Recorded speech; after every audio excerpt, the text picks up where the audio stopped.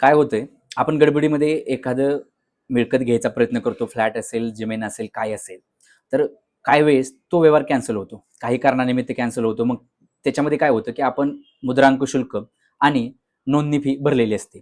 तर अशा वेळी काय होतं, गव्हर्नमेंटचा म्हणजे IGR याचा एक नियम आहे. नोंदणी आणि मुद्रांक शुल्क महाराष्ट्र शासन यांचा एक नियम आहे, की मुंबई मुद्रांक अधिनियम 1958 कलम 44 आणि 47 ते 52 याच्यामध्ये अयोग्य मुद्रांक शुल्क म्हणजे एखादा आपण जर कागद केला म्हणजे खरेदी खत असेल, साठे खत असेल, जमिनीचा असो किंवा कशाचं, तर तो भरलेला मुद्रांक आपल्याला जर तो व्यवहार झाला नाही किंवा ते दस्त नोंदवलं आणि तो व्यवहार पुढे गेला नाही, तर तरी आपल्याला ते मुद्रांक शुल्क जर आपण 6 महिन्याच्या आतमध्ये जास्तीत जास्त 1 वर्ष याच्यामध्ये जर आपण अर्ज केला, तर आपल्याला आपलं मुद्रांक शुल्क परत भेटतं. म्हणजे काय, जर एखादं दस्त कॅन्सल झालं तर न भरलेली मुद्रांक फी आणि नोंदणी फी आपल्याला परत मिळते बरं का.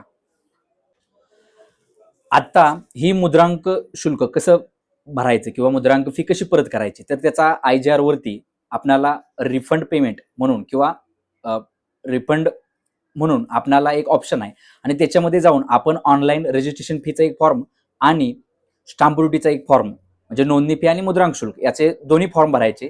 त्याच्यानंतर जे सक्सेस झालेले चलन आहे ते चलन, त्याच्यामध्ये प्रतिज्ञापत्र, एक नोटरी, हे सगळी डॉक्युमेंट घेऊन आपण JDR म्हणजे जॉईंट डिस्ट्रिक्ट रजिस्टर, कुठले पुणे ग्रामीण अथवा पुणे शहर किंवा कोणताही तालुका, कोणताही जिल्हा, त्या जिल्ह्याच्या JDR ऑफिसला ते जमा करायचं आणि त्याच्यानंतर ते सगळं काही व्हेरीफाय होऊन आपल्याला 2 ते 3 महिन्यामध्ये आपल्या अकाउंटला जी आपली स्टाम्प ड्युटी आणि रजिस्ट्रेशन फी जी आपला दस्त झाला नाही ती परत मिळते.